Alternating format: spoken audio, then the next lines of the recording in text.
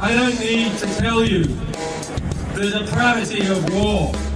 You are all too familiar with its images, with the refugees of war, with information that we have revealed showing the everyday squalor and barbarity of war. Information such as the individual deaths of over 130,000 people in Iraq. Individual deaths that were kept secret by the US military, who denied that they ever counted the deaths of civilians. Instead, I want to tell you what I think is the way that wars come to be and that wars can be undone.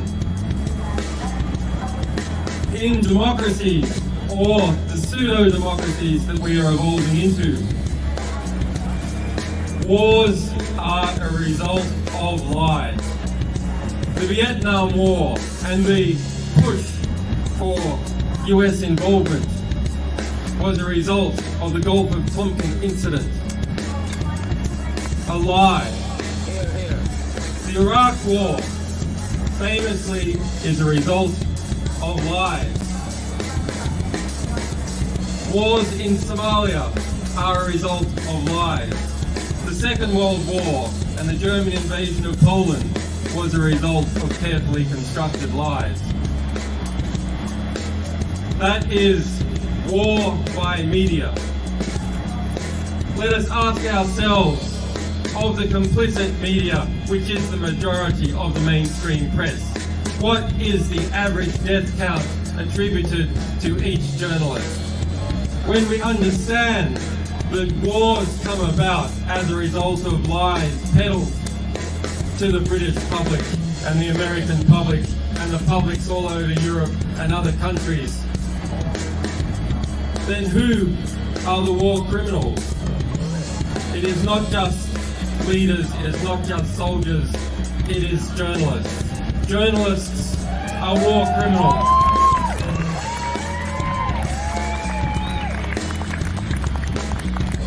And why one might think that that should lead us to a state of despair, that the reality that is constructed around us is constructed by liars, is constructed by people who are close to those that they are meant to be policing. It should lead us also to an optimistic understanding, because if wars can be started by lies, peace can be started by truth.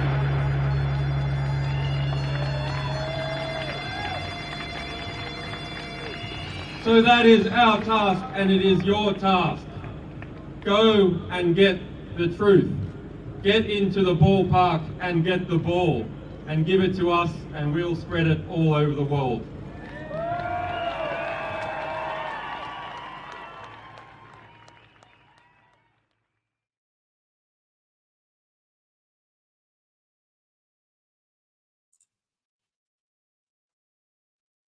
If wars can be started by lies, peace can be started by the truth.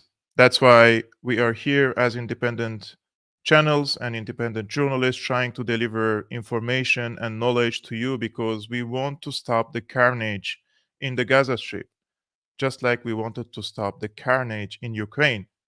If you were following this channel, you know that I'm consistent with my approach. I was calling for diplomacy.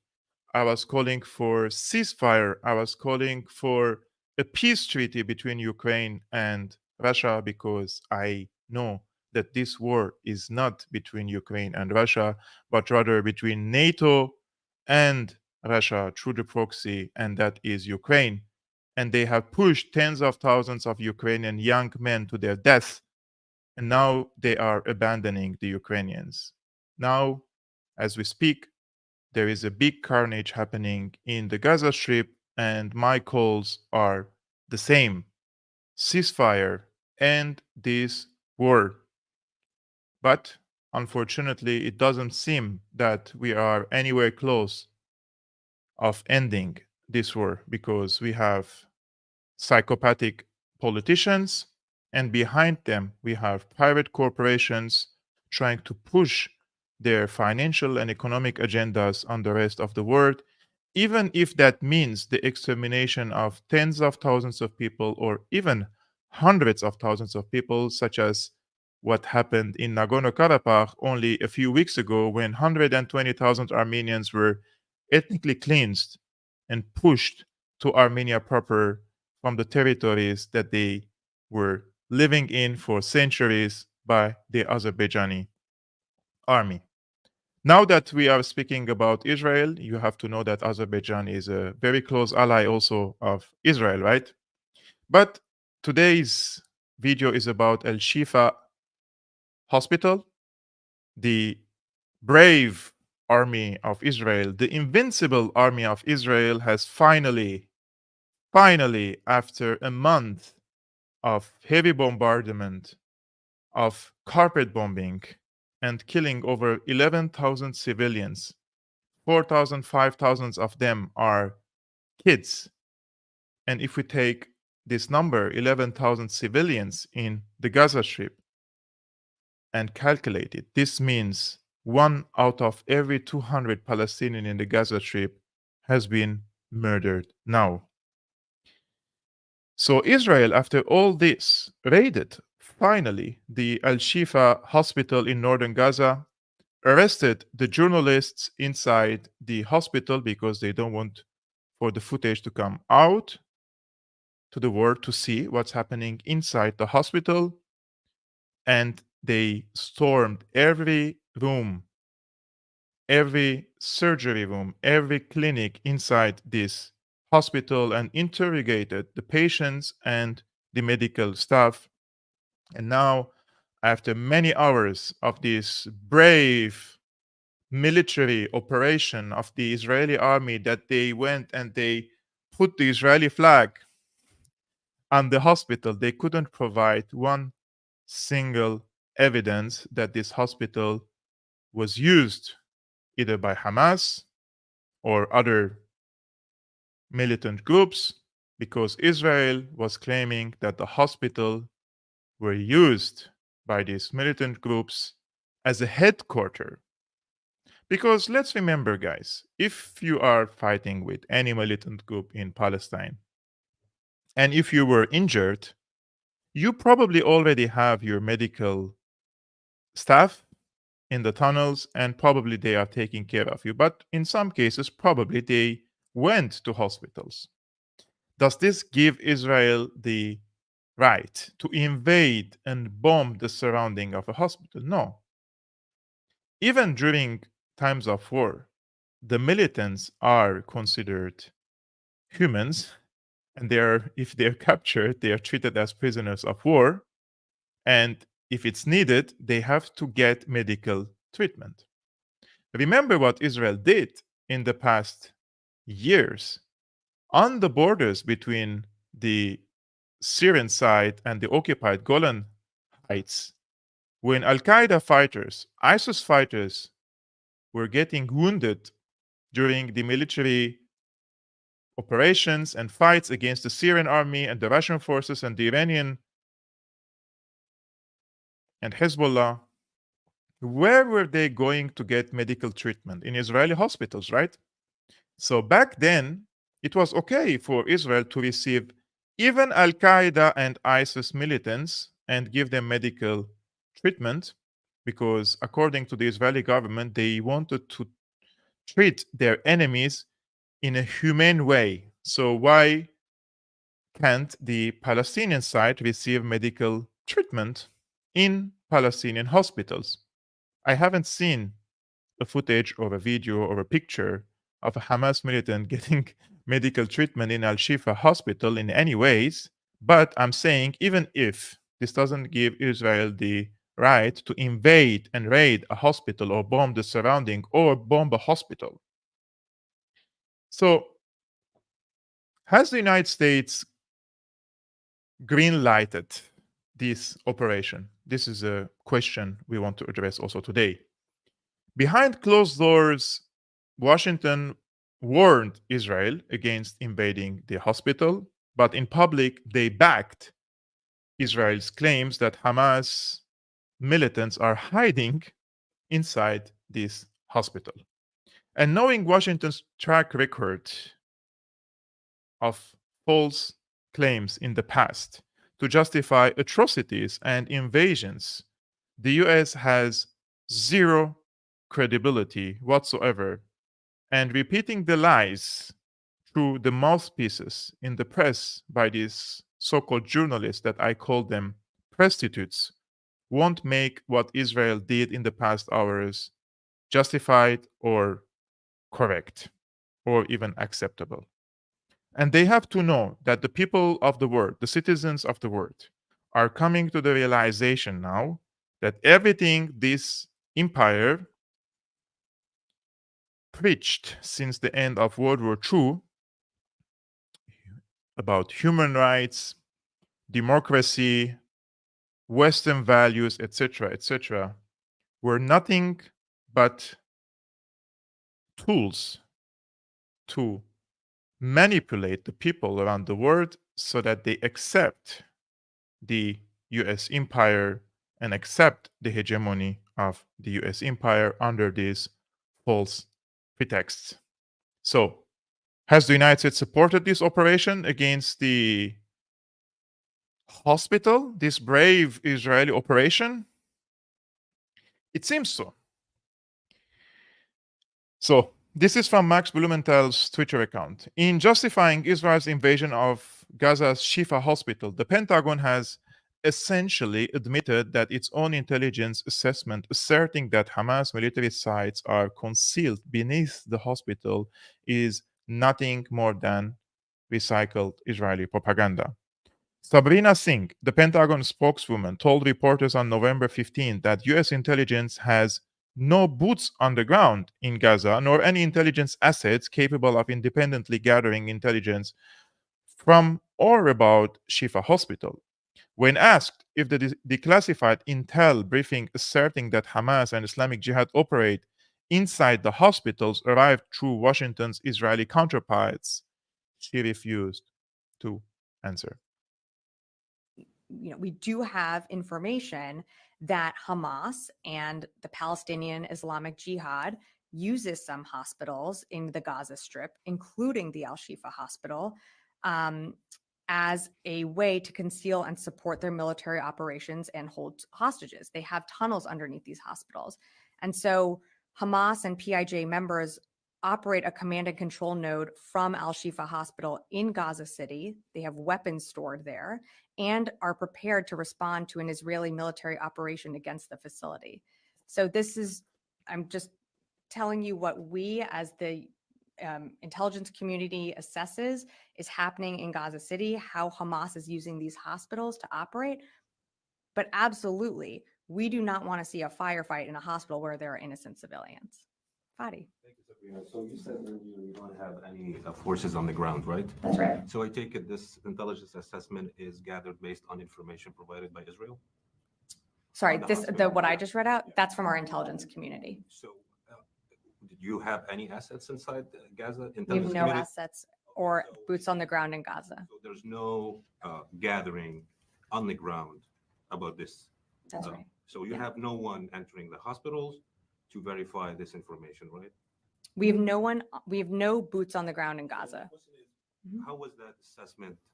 How did you conclude that assessment based on information received from your Israeli counterparts? Well, I'm not going to get into more specifics on how our intelligence is collected. What I can tell you is there are multiple agencies, as you know, here within the department and across the administration, multiple agencies that collect and assess and analyze intelligence, but I'm not going to go into any further details on how that intelligence is gathered. But you're confirming that you have no assets on the ground or assets entering to these hospitals to basically confirm the information you're sharing with I us. will say it again, we have no boots on the ground in Gaza.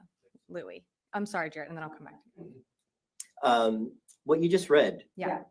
that sounds different than it's more expansive than what Mr. Sullivan said yesterday. So am I correct in saying this is new information that you are providing to us? Yep. That's correct. New language that is being assessed by the U.S. intelligence community. This is newly downgraded information that we felt was important to get out today, because there have been a lot of questions about the hospital and how Hamas operates, and so it was important that important to get out there for you all. And to clarify on Fadi's questions here, so this is an independent U.S. assessment separate from the Israeli, their own assessment, or is this information that they provided to you that then you've analyzed? Yeah, I'm not going to get into more specifics on the intelligence. I can tell you that this is information that was downgraded and collected by the intelligence community.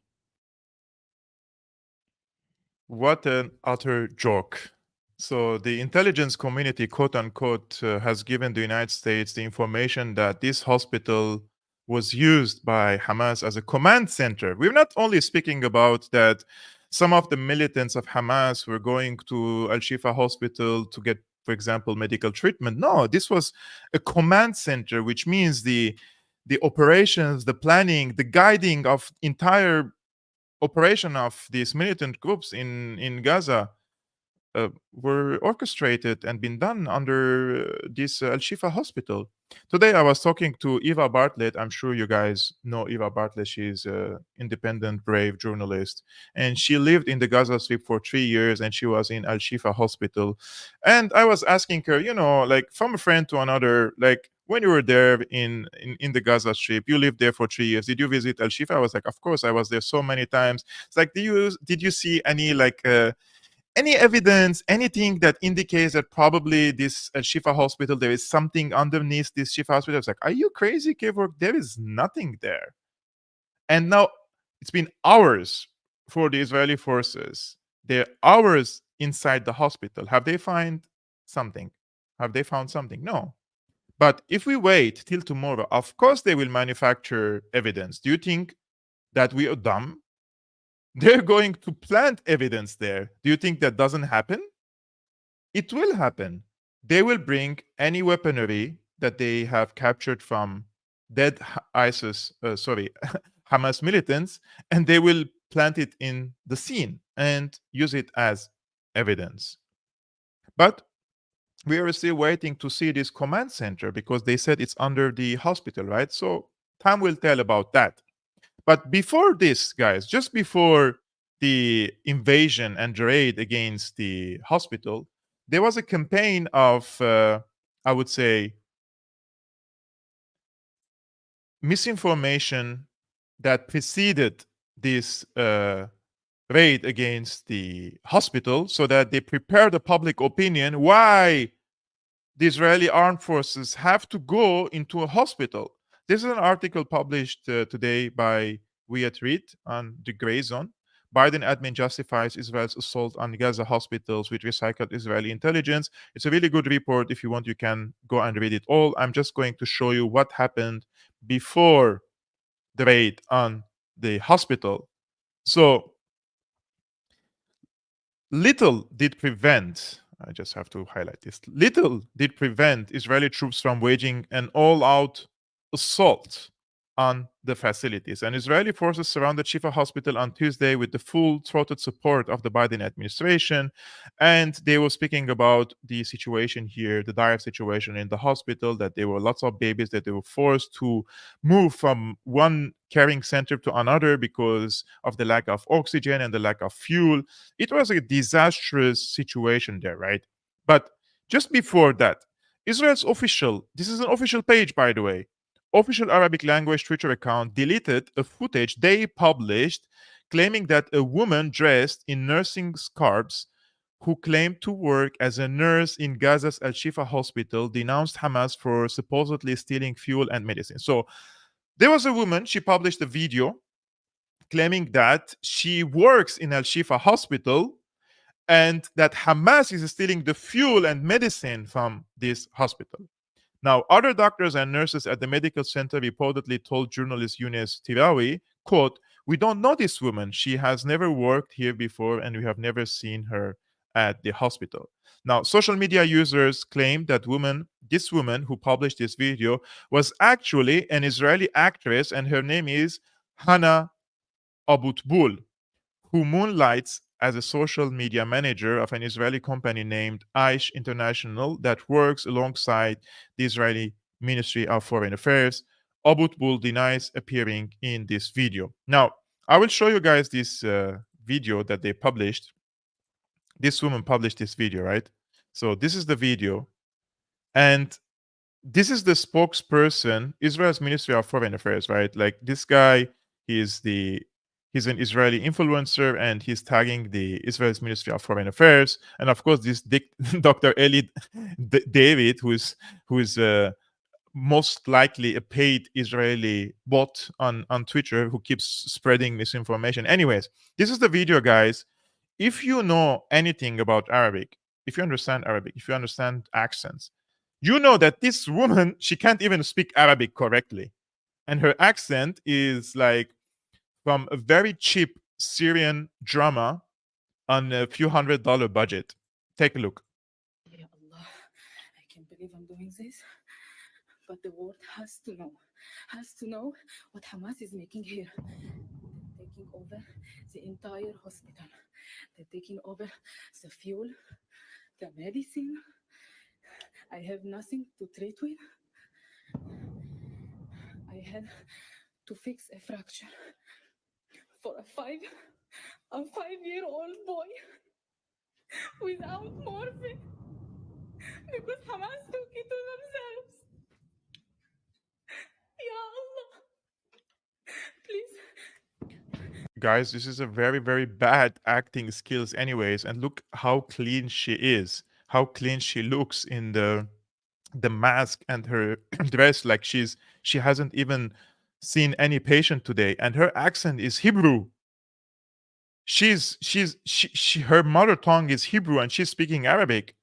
It's so clear. And this is published on official Israeli websites and on Twitter and on Facebook and other social media platforms. And they even added, if you can hear bombing sounds in the background. Please, if you hear me, please leave. Run Wow. away. Don't stay here, please. يا عالم يا ناس اطلعوا من هون اطلعوا من الشفاء. Guys, this is so pathetic. So pathetic. So her name is Hannah Abutbul. Her real name is Jimena Orozco. She's an ex-Mexican actress born in Mexico City who worked for Televisa since 2005. This is her and her family. And this is her again on her own Instagram account. And apparently she is now saying that it's not her who is in the video. She's rejecting these allegations that it's her who appeared in this video. But you're the judge, guys. I'm not going to tell you anything. You're the judge here, if it's her or not. But it looks like, let's suppose this whole everything is incorrect. Like everything I said, it's not her. She's not the actress. She's not the correct one. But this video was produced by someone, and it was published on official Israeli websites and Israeli pages. And Israeli officials adopted this video and published it first. So somebody produced this video, which is a false video, and she doesn't work in al-Shifa hospital. Nobody knows her in the al-Shifa hospital, and it's clear that it is fabricated. This shows that Israel is in a really desperation, and they're trying to convince everyone why they should invade the hospital. And they haven't stopped there, and now they are even bringing some legal aspects into it. Why legally it is okay for them to raid the Shifa hospital.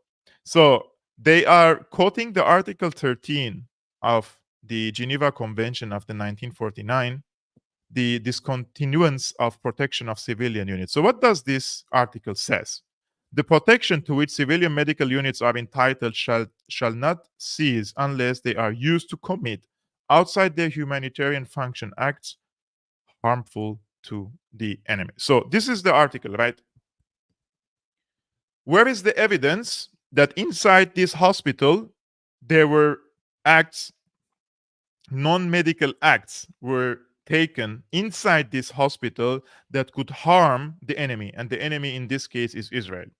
If Hamas was using the hospital, not 200 meters away or 1 kilometer away, if Hamas was using the hospital and firing rockets from the hospital or firing some AK-47s from the hospital, or was taking the hostages that they have taken from the kibbutzes inside the hospital, then the hospital loses its character, its medical character. And even then, the Israeli side doesn't have the right to bomb the hospital because there are innocent patients inside. But even in this situation, while Israel occupied the Shifa hospital for many hours now, I think over 12 hours already, they couldn't find one evidence that Hamas used the hospital to fire rockets or bullets, or they were holding the hostages there. So even this article cannot be applied on this particular case, which is the Shifa hospital case. The Israeli side, of course, they know that the backlash is very big on social media platforms, and everybody is almost everybody, I would say, is mad about it. Now they are showing us pictures and they say that the Israeli forces are now delivering this medical aid to al-Shifa hospital, right? And we have to believe them because they posted a few cartons of medical supplies with English stickers on it for the international public, like for photo shooting, so that the fools in the West may buy into this narrative and see a few cartoons outside of the hospital, and now everything is fine, guys. So just forget about it. We put also English stickers on it, and we didn't commit anything wrong in al-Shifa hospital. Just forget about that. And this reminds me of the Arabic saying, he killed the victim and walked in his funeral. قتل القتيل ومشى في جنازته. If you understand Arabic, you know this famous saying. This is what the Israeli side is selling to the public, unfortunately. So I was watching a video which will blow your mind, by the way. And this is the former US ambassador to Israel, and he was on Al Jazeera again yesterday, or today actually. This was on the 15th in the morning. So David Friedman, he's the former US ambassador to Israel under Trump. He says, quote, "It is being proven with certainty that the Hamas headquarters is under the Shifa hospital." And when the journalist asked him about the source of this alleged proof, Friedman accused the journalist of doing Holocaust denial. It's been proven with certainty. It's been proven with certainty that the headquarters of Hamas is under the al-Shifa hospital in Gaza City. Now, you know what happened a couple of days ago? Proven by Hamas had a big one. Mark, are you going to let me finish? I can't allow you to. I cannot allow you to name to say 15 things that are unfactual and not be challenged on them. I'm happy to let you talk, but I'm going to ask clarifying questions. You're going to tell me what's factual? Mark, Yes, I spent 5 years of my life studying this, living it. When was the last time? When was the last time you were in Gaza, Mark? When was the last time you were in Gaza? 18 months ago. When was the last time you were in Gaza? When was the last time you were in Gaza? A few years ago. Okay, so you said al-Shifa hospital has been proven Hamas headquarters.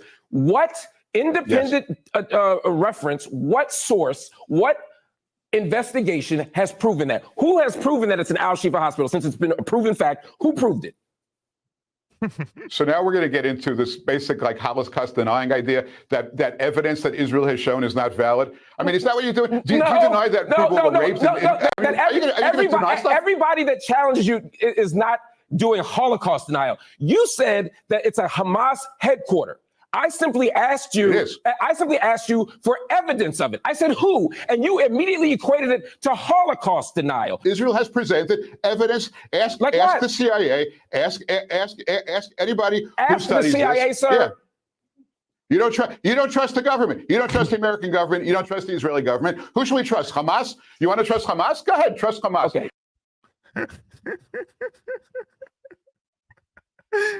Like, trust the CIA, trust the American government, trust the Israeli government, or you're a Holocaust denier. This is where are we at.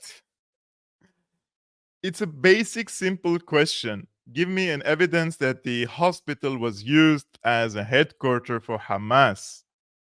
This is not, how can this be even equal to Holocaust denying? And if there is anyone who is Holocaust denier, it's like, he should be called out, right? But this guy was asking a very simple question, and they refused to answer because you have to blindly trust them, and you have to blindly trust what the CIA says, because they have a track record in a very clean record, right? They have never lied. You remember Mike Pompeo, this famous video that he was bragging about how in the CIA, when he was the director, there were entire training courses. We lied, we cheated, we stole. There were entire training courses for that.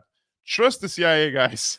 The CIA if the CIA is saying it's true, then it's true. Just forget about it. Don't challenge it, right? And unfortunately, it's not only the American side who is giving justifications. Also, I'm saying this with a heavy heart because I live in Germany, guys. And the German Chancellor, this is a new statement yesterday. He said the accusations being made against Israel are absurd.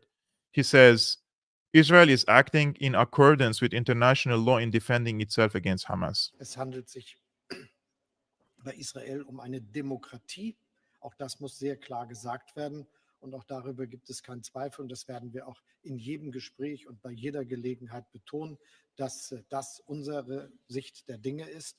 Ein Land im Übrigen, das sich den Menschenrechten, das sich dem Völkerrecht verpflichtet fühlt und in seinen Aktionen auch dementsprechend handelt. Und deshalb sind die Vorwürfe, die gegen Israel da erhoben werden, absurd. Und daran kann es gar keinen Zweifel geben. So, guys, Es handelt sich sorry, this is according to the German Chancellor, that Israel is actually following international law and it has the right to defend itself. Oh, what do you think about that? What do you think about that? I'm really, really speechless when I see such videos, because it hurts me to the core to see that the country where I'm living in, the head of this country is giving these excuses, you know, because other politicians, even in the West at the moment, they are not really like buying into this narrative anymore. And one of which, for example, is I was watching the other day Macron, and surprisingly, I would say, Macron was criticizing. I'm just trying to find the video. So even Macron, look, Macron calls for a ceasefire on BBC. And he says, I quote, "I think the only solution we have is a ceasefire because it's impossible to explain.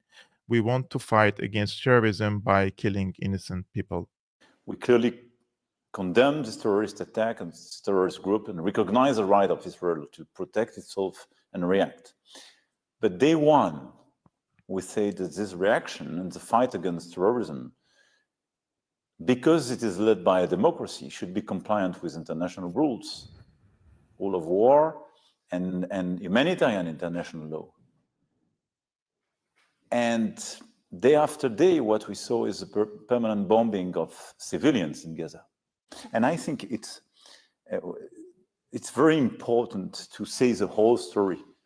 But I think this is the only solution we have, this ceasefire, because it's impossible to explain. We want to fight against terrorism by killing innocent people. You've talked about the fight against terrorism needing to be merciless, is the word you used, but not without rules. And you've just referred there to the high loss of civilian life in Gaza. Do you think Israel is respecting those rules, the international rules that you're referring to? Look, in the very first days, it's clear that the emotion, the compassion, created a situation where everybody was just close to Israel and backing them and sharing the pain. And we do share their pain, and we do share the willingness to get rid of terrorism. We know what terrorism means in France. But I think there is no justification precisely to attack civilians. What I would like just to clarify with you, are you saying that Israel is guilty of breaking international humanitarian law, potential war crimes? No, I'm here. Look, I think it's not the proper way to approach the question. We do recognize the right to protect themselves. And 1 month after this terrorist attack, I think it would be not the right way to deal with a partner and friend just to say you will be condemned and you are guilty. De facto, today, civilians are bombed. De facto, these babies, these ladies, these old people are bombed and killed. There is no reason for that and no legitimacy. So we do urge Israel to stop. I'm not here to, I'm not a judge. I'm a head of state. I just remind everybody international law. I call for a ceasefire, and I will urge them for a ceasefire, for a humanitarian ceasefire. Yeah. Guys, also Trudeau joined this wagon. And I follow Justin Trudeau's statements, videos in the past years. And I think this is the first time, probably, he makes a statement that I agree with him wholeheartedly. And Patrick says, too little, too late. Justin Trudeau, you shouldn't made this speech. You should have made this speech a month ago, but you were a slave to the G7 and Five Eyes party line. I don't know what does that mean, but better late than never. The human tragedy that is unfolding in Gaza is heart-wrenching, especially the suffering we see in and around the al-Shifa hospital. I have been clear that the price of justice cannot be the continued suffering of all Palestinian civilians. Even wars have rules. All innocent life is equal in worth, Israeli and Palestinian.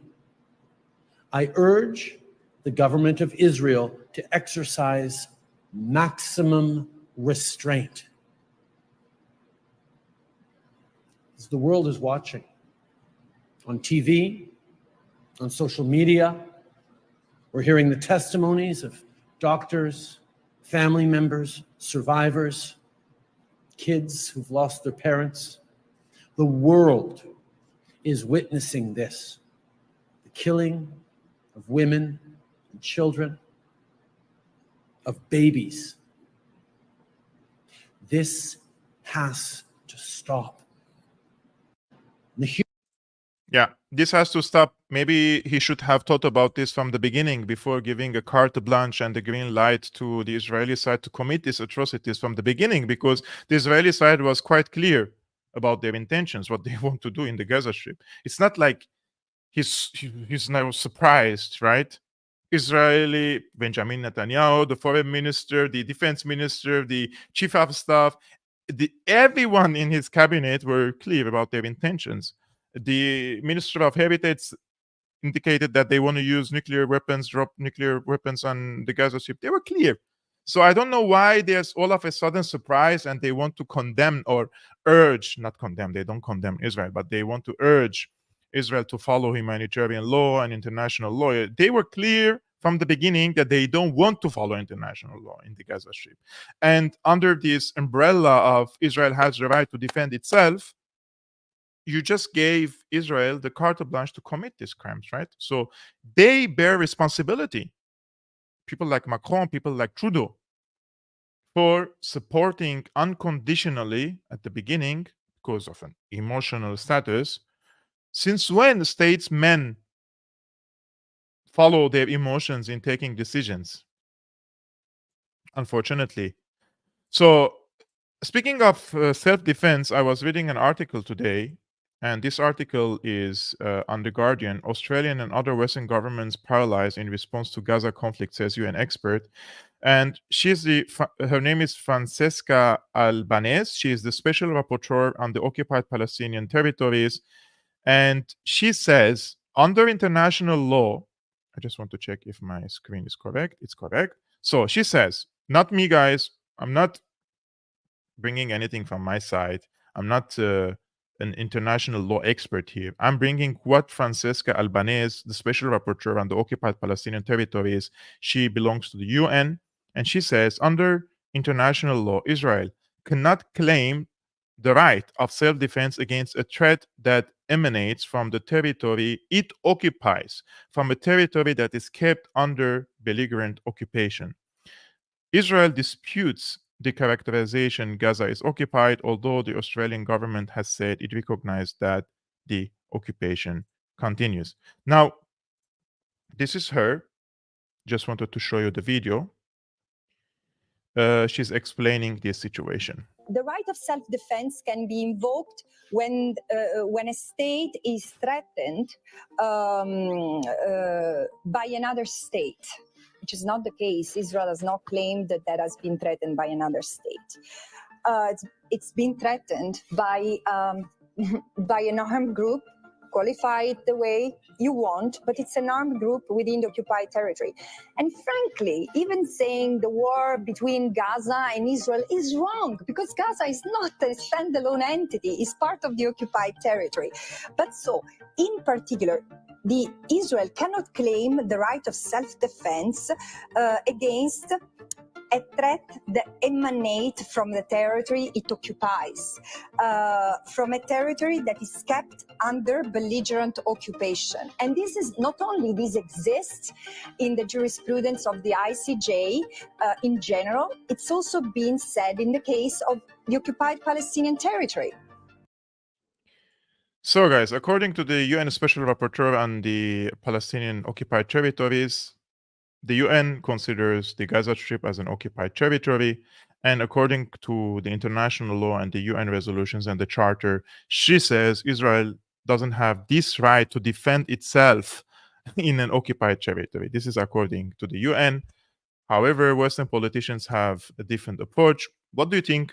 Which one is more correct, and which one, in your opinion, makes more sense to you? Let me know your comments, guys, in the live chat. I'm now seeing some of the chats, and I would like to thank you all, guys, for tuning in to today's live streaming. I'm trying to cover this very important case, and I think it's very important for the world to know what's happening in the Gaza Strip and now with al-Shifa hospital. So if you want to give me a big service, please share this video with your friends when I finish this live streaming. And one of the people that I am highly disappointed of during this conflict, probably I was fooled by her, is Tulsi Gabbard. Tulsi had a great position, I would say, on Syria, amazing position on Russia, all these wars, and she was all the time speaking about the warmongering elites in the United States. And the moment she started criticizing the war machine in the United States, and she has been demonized, she has been characterized as smeared, as even Russian spy, and in the Democratic Party they used to call her names. So she left the Democratic Party. I don't know if she has become now full Republican, but she went to a demonstration in support of Israel, and she joined this demonstration, and she was on Fox News commenting on it. There are tens of thousands gathering at the National Mall showing their support for Israel and to condemn hatred of Jews. One of those at the rally is our next guest, Fox News contributor and former Congresswoman Tulsi Gabbard. Great to have you here. What's the atmosphere like in D.C. today, Tulsi? Thanks, Dana. I will be heading there shortly here from the studio, but on the way here, the roads are blocked. People are pouring in from all across the country to take this very important stand against anti-Semitism and against the Hamas terrorist Islamist groups that are vowing to exterminate not only the Jews, but sending this call to action to people around the world to go after and destroy and kill anyone who doesn't adhere to their radical interpretation of Islam.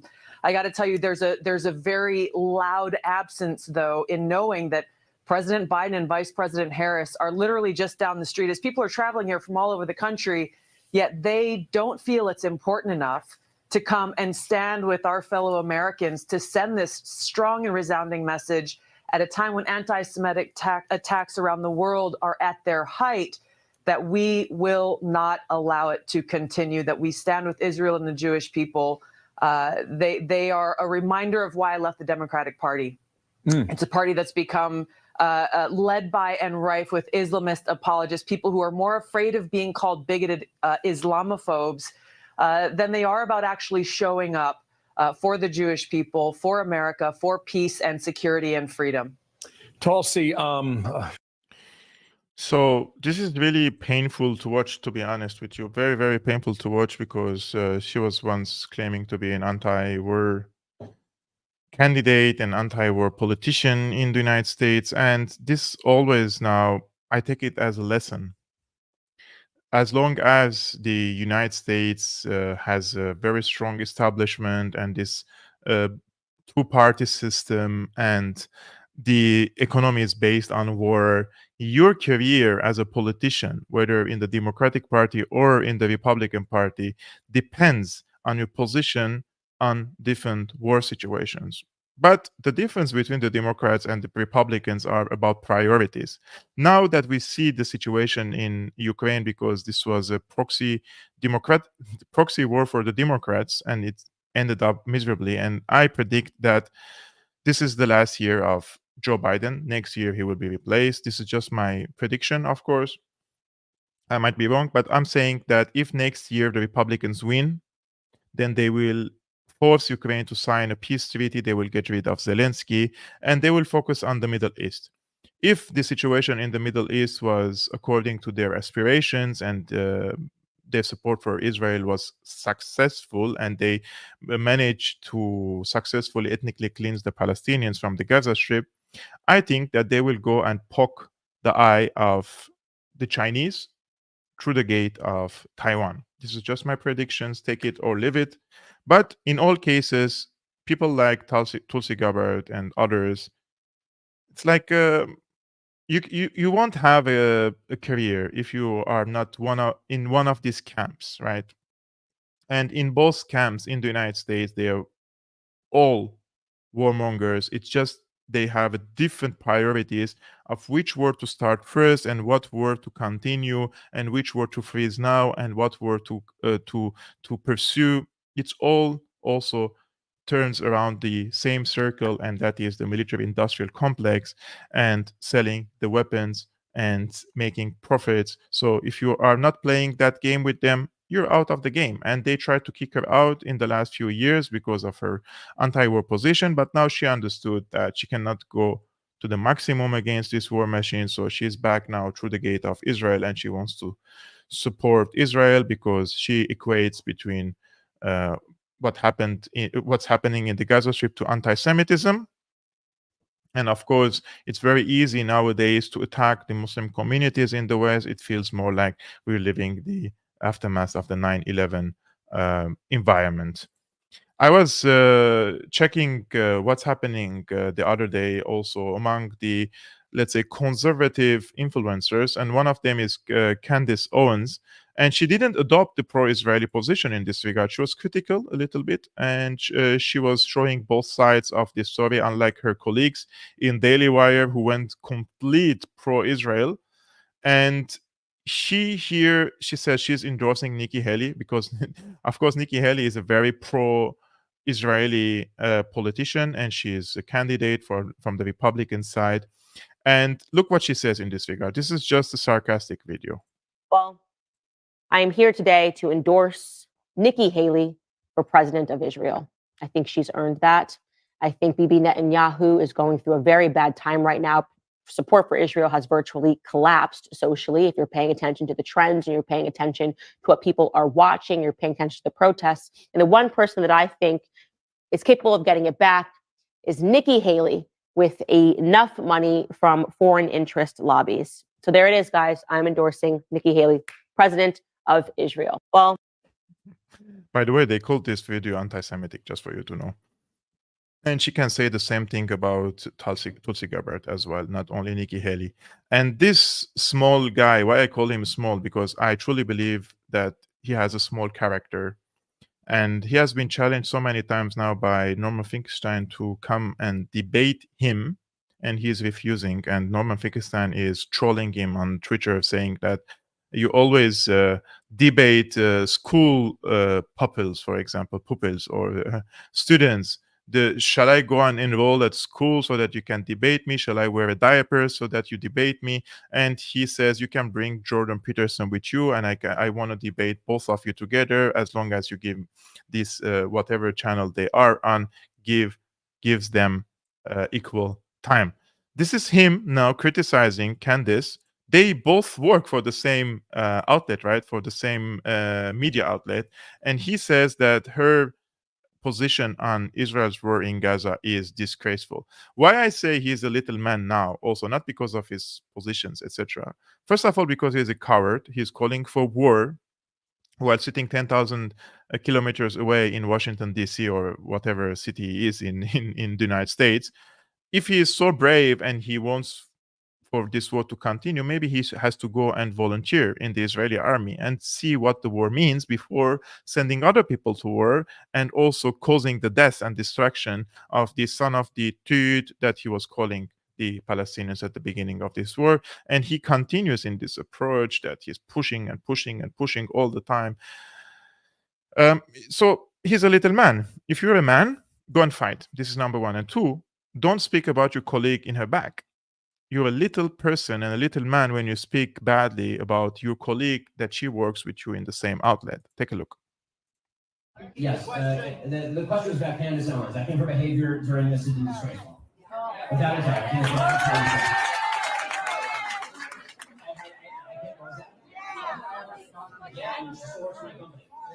I think she's been absolutely disgraceful. I think that her faux sophistication on these particular issues has been ridiculous. It's not faux sophistication, it's ridiculous. Everybody can see the moves that she's making and the things that she's saying, and I find them disreputable. Yes. So he is bashing his colleague from the same outlet and calling her position disgraceful. And I can see one of the commentators says Jordan Peterson's daughter had Finkelstein, and yes, she did multiple times actually. And Norman Finkelstein, of course, he reached to Ben Shapiro and Jordan Peterson, and they can see what he's writing on X, right? And I think it's a nice idea for the daughter of Jordan Peterson to probably do a debate, organize a debate between these different characters, and she would be the anchor and the moderator of this debate. And I suspect that Jordan Peterson or Ben Shapiro would dare to go to this debate against Norman Finkelstein, who is a renowned expert on the Gaza Strip. He is a son of a Holocaust survivor, and he has written lots of literature, books, articles, research about the Gaza Strip for a very long time. And the result of this debate, in my opinion, would be very easy to predict, in my opinion. But I just want to lastly show you guys one last thing. So it's very, very difficult nowadays to be active in the political scene in Germany. And some of you are criticizing me for using some words or some terminologies or not, you have expectations of what you want me to say. And this is from the Bild today.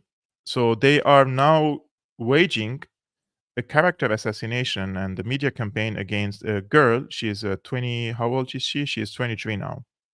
And this is from the Bild, one of the biggest newspapers in Germany. They say, take the German passport away from Refugee Girl Rim. And Reem Sahwel, she is now 23, who became famous at the age of 14 as Merkel's refugee girl, has matured in Germany into a true anti-Semite and Israel hater. And yet she is naturalized, which means she received the German passport. The daughter of stateless Palestinians has been a citizen of the country since February 2023.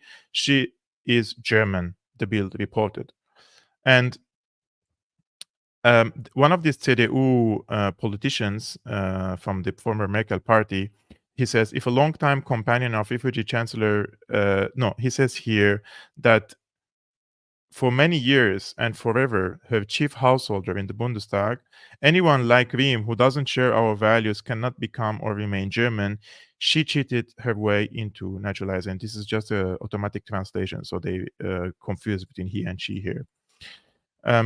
He says the naturalization error must be corrected and the passport and citizenship must be revoked.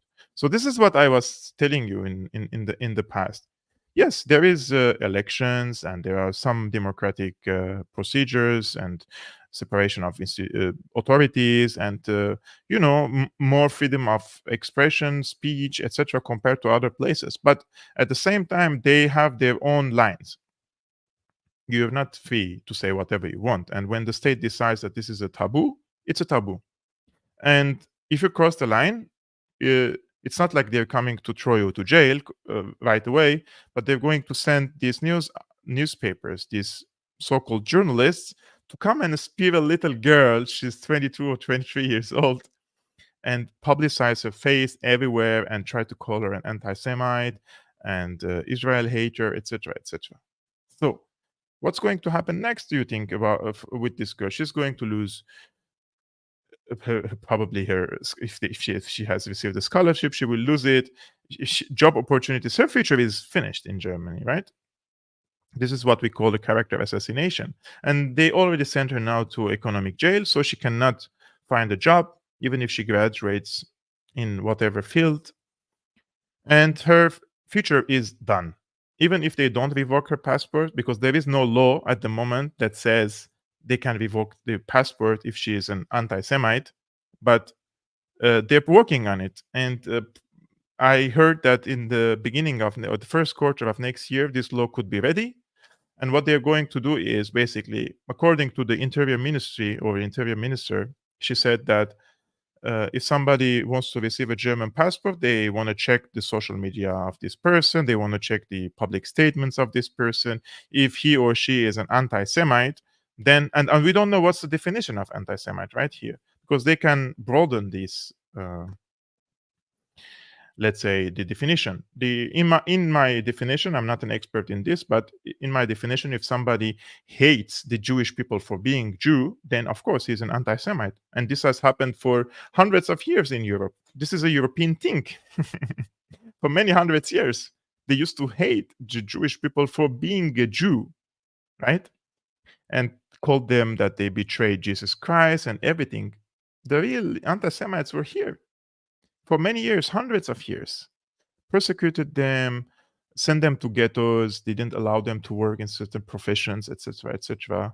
And yeah, there was anti-Semitism, of course. And they want to project this on other people now, unfortunately. So, and they want to change definitions. If you are an anti-Zionist now, you may become an anti-Semite. Like, Zionism is an ideology. Judaism is a religion. I don't understand. Like, it's like if I say I'm an anti-Wahhabi Takfiri person, then am I anti-Islam? No, right? And they can just broaden this definition and apply it on other cases, in my opinion. And I think that's what I suspect that's what's going to happen, so that they reject the citizenship applications of people from the Middle East, North Africa, or from migrants and refugees who want to become a German because after 5 years or 7 years you can apply if you're working and you're paying your taxes and you learn German, etc., etc. There are prerequisites or preconditions. And even if you met all these conditions, but they called you an anti-Semite because you wrote something on social media, then you're not going to receive the German passport. So this is what's happening here in Germany. So I'm personally, I'm criticizing Israel's policy in Palestine, in the Gaza Strip. I'm following international law. I'm following humanitarian organizations, what they're saying in this regard. I'm just being very objectively criticizing Israel for not following international law and oppressing the Palestinian people. And I'm calling for statehood for Palestinians and calling for dignified life for Palestinians. I don't understand what is wrong about that. Anyways, guys, thank you very much for tuning in to today's video. I really appreciate you all. And I also appreciate that you want to know about this case. Please share this video with your friends. They have to know what happened in the Gaza Strip yesterday and today, especially in the case of al-Shifa hospital. And also there is the link in the description below, which is the same video on Rumble. I truly appreciate if you can subscribe to my work on Rumble, just in case I'm canceled here, the platform. You know, all these things are happening. And if you want to support my independent work, like the one that I'm doing right now, you can see that there is a link on the screen, www.patreon.com/Syriana Analysis. I'm very grateful. And thank you so much, guys, for tuning in. And I will see you tomorrow. Ciao.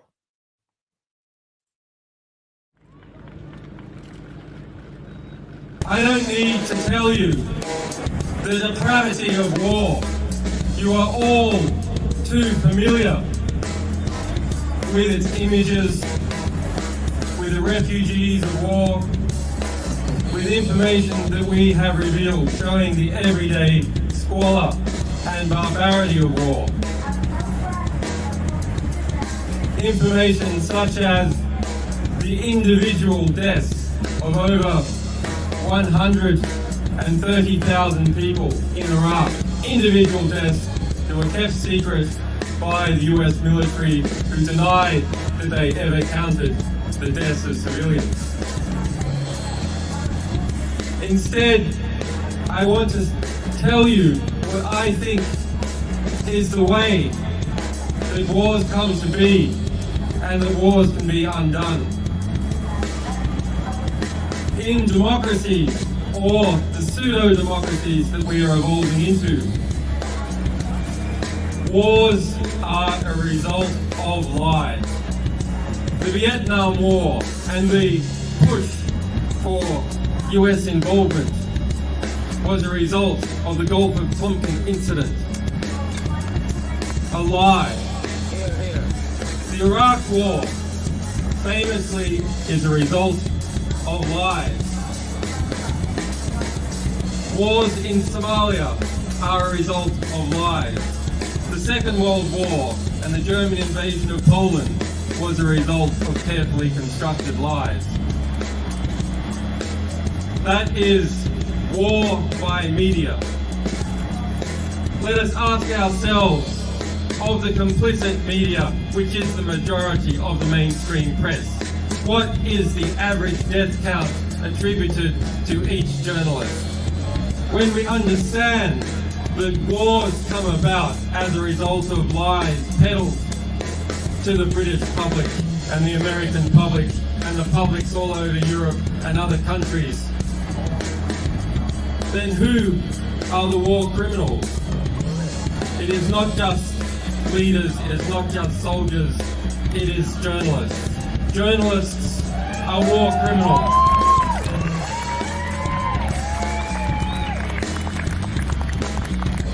And why one might think that that should lead us to a state of despair, that the reality that is constructed around us is constructed by liars, is constructed by people who are close to those that they are meant to be policing. It should lead us also to an optimistic understanding, because if wars can be started by lies, peace can be started by truth.